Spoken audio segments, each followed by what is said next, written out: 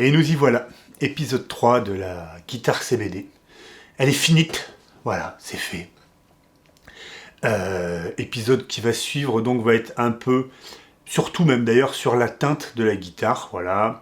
J'ai mis un petit peu de musique en fond, dont une musique, on verra, on va faire un petit test, si tu arrives à reconnaître l'arrangement d'une vieille chanson que j'ai faite. Bon, ça va pas être trop dur si tu l'as déjà entendu. Mais ça là, ça va commencer à piquer, les gars. C'est là qu'on voit si t'as pas juste écouté Iron Maiden comme un blaireau. Hein.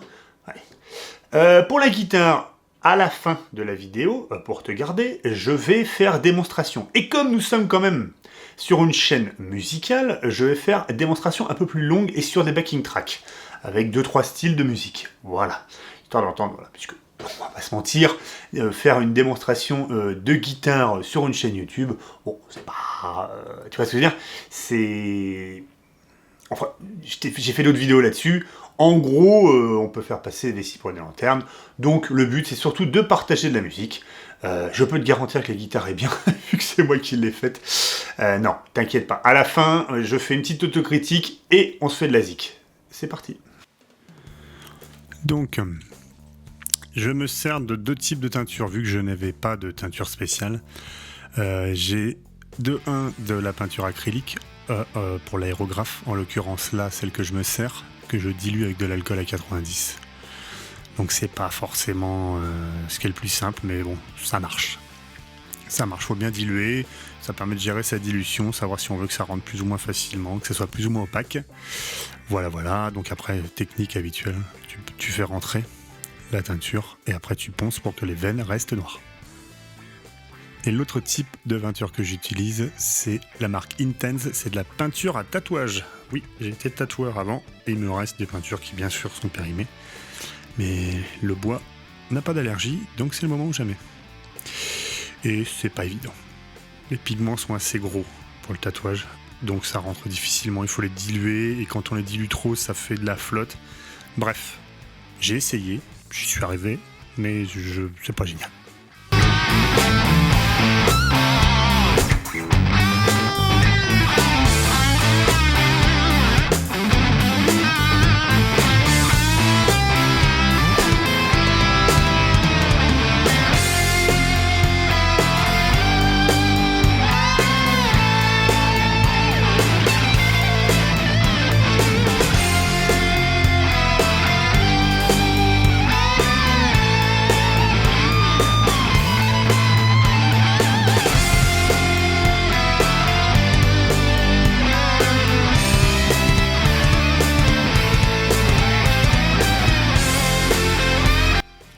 Donc j'ai 3 verres. Ce verre-là, c'est le verre olive. J'ai un turquoise et un autre verre classique. Voilà. Ça permet d'essayer de faire un petit dégradé. C'est pas simple. C'était mon premier. C'est pas simple. Ça, c'est ce qu'ils appellent le bleu vert dragon, en fait. De chez Intense.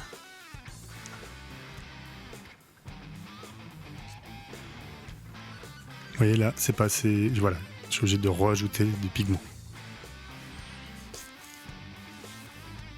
Et du coup, c'est presque trop. C'est pas facile. Et ça rentre pas facilement.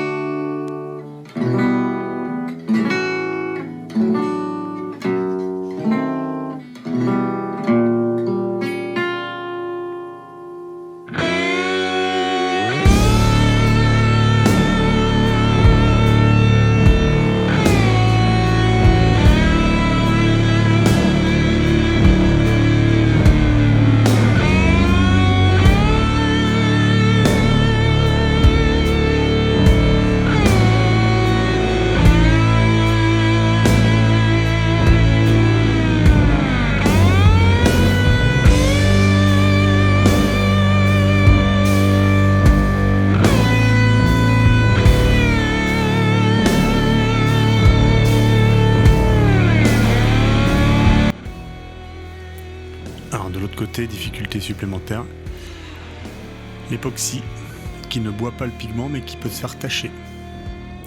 Donc faut passer dessus, essuyer assez vite, passer dessus, essuyer assez vite. C'est une difficulté supplémentaire.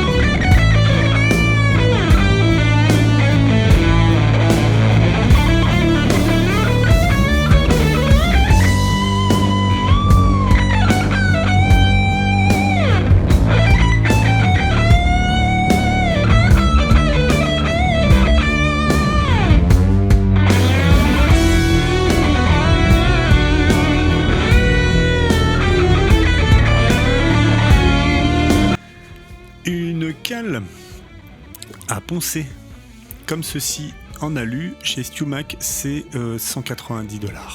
Voilà, un coup de CNC sur un bastin, c'est pas grand chose. Donc homme fort, homme faire propre outil. Oui, c'est moins rigide que de l'alu, c'est vrai, mais je suis encore gagnant à la recommencer 10 fois dans l'année, hein. Surtout que là c'est du 10.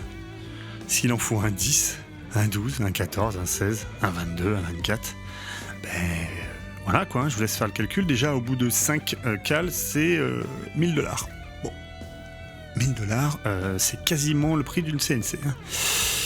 Donc StewMac, je les aime bien, mais parfois ça vaut le coup. Donc là, voici encore un apport d'avoir une CNC à la maison.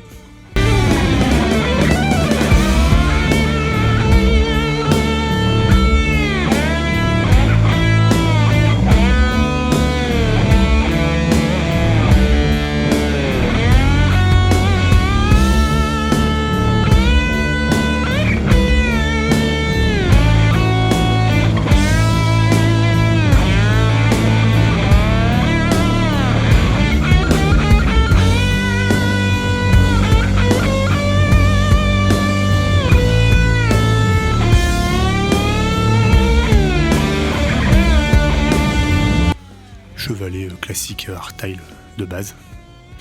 Et la soudure, moment préféré de Jean-Yves. Petite protection quand même, hein, on sait jamais, la petite goutte d'étain qui tombe toujours sur le vernis, on va éviter.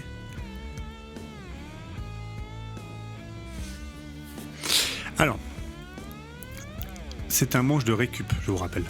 Donc le souci qu'il y a, c'est que j'avais un très petit socket de manche. Donc j'y ai mis, donc toujours avec la CN, j'y ai découpé une plaque de carbone de 10 mm qui fait exactement la taille du socket. Ça permet de rigidifier, à mon sens, j'ai fait avec et sans, ça permet de vraiment rigidifier le défaut que j'avais de récupération, à savoir un très petit socket. Voilà, l'avantage qu'il y a, c'est que du coup les 24e cases sont super accessibles et franchement là ça bouge pas. Donc oui, il y a une petite cale de carbone. C'est pour le son du carbone, les gars. La voici, la voilà. La guitare CBD. Donc voilà, le fameux burst. Je sais pas si on peut faire ça vraiment un burst, quoi, tu vois. Voilà. Le micro, c'est un... Seymour Duncan avec les 3 plots comme ça, je sais plus comment c'est. Invader, voilà, c'est ça. Invader. Donc ça pousse un peu les murs. Voilà, donc toute simple, hein. Toute plate sur la table. Voilà, elle est assez slim. Oui, parce que le doc m'a vendu du bois très fin. Oh, je me sens fâché. Depuis que j'ai commencé à faire des guitares, de toute façon, parle plus, il m'appelle plus pareil, c'est fini, je crois que c'est fini entre nous. Non, il m'a fait, il avait que ça avant de partir en vacances. Mais c'est pas mal, parce que du coup, bah tu vois, regarde, elle est vachement fine, confrin de chanfort, non, confort de chanfrein, enfin, je sais plus, confrin d'un temps. Oh putain, je fais un AVC. Un chanfrein de confort. Un confrin de chanfort. Donc voilà, voilà. Les vis, j'ai foutu des trucs à laine, hein. Voilà. L'accès aux aigus, il est là. Donc comme j'avais dit, là, la petite plaque de carbone, parce que t'as vu, c'est fin. Mais voilà, ça tient. Faut avoir confiance au bois. Voilà. Et voilà. Bon, un petit défaut ci et là. C'est sur les finitions que je suis pas bon. Faudra que je progresse. Voilà le manche, une petite corde qui dépasse au bout, toujours, pour le côté rock'n'roll. Donc voilà. Voilà l'arrière. Voilà le profil du manche. Et voilà la bête. Donc, une guitare somme toute agréable, avec un diapason Gibson sur un Telecaster. J'aime bien les diapasons Gibson. Voilà, ça commence à être un peu difficile à 23e case. Je sais pas si je continuerai à mettre 24 cases sur un diapason Gibson, c'est un peu trop serré. Je pense qu'on vaut mieux s'arrêter à 22. Mais voilà, on va se la faire sonner. Alors, si. Donc, mes défauts. Ouais, la finition, faut que je progresse, faut que je trouve une routine de finition. C'est pas mal le vernis 3v3 là, tu vois, c'est pas mal. Pour un rendu comme ça, c'est pas mal. En fait, clairement, j'ai deux mains gauches avec des moufles. Je suis pas doué de mes mains. Donc le seul truc qu'il y a, c'est qu'il faut que je programme vraiment tout à la CN pour avoir le minimum de manipulation à faire, parce que généralement, quand j'ai commencé à faire des trucs, c'est là où j'ai un peu merdé. Donc je sais me servir d'un ordinateur, je sais me servir d'une commande numérique, je vois pas pourquoi je me mets des merdes comme ça. Si ce n'est la fainéantise de dire oh, je le ferai à la main ça, tu vois. Ben moi je peux pas. Il y a des gens qui sont talentueux de leurs mains, moi je suis talentueux de la CNC. Je suis talentueux de la CNC. Je suis surtout talentueux de la main, là, regarde. Donc non, voilà, il faut que j'automatise le maximum de trucs. Voilà, sinon, ben je suis assez content sur celle-là, la hauteur des cordes est bonne, enfin tu vois, je peux régler. J'ai pas de soucis là-dessus. Elle est légère, équilibrée, elle est jouable surtout, putain. Une Telecaster avec un accès. Oh, ça fait plaisir. Donc voilà. Ça c'est pour les défauts. Faut que je bosse. La finition et CN, programmation au maximum. Voilà. Je suis plus fait pour faire de l'industrie que pour faire de la lutherie. Mais écoute, elle est là. On se l'écoute, c'est parti.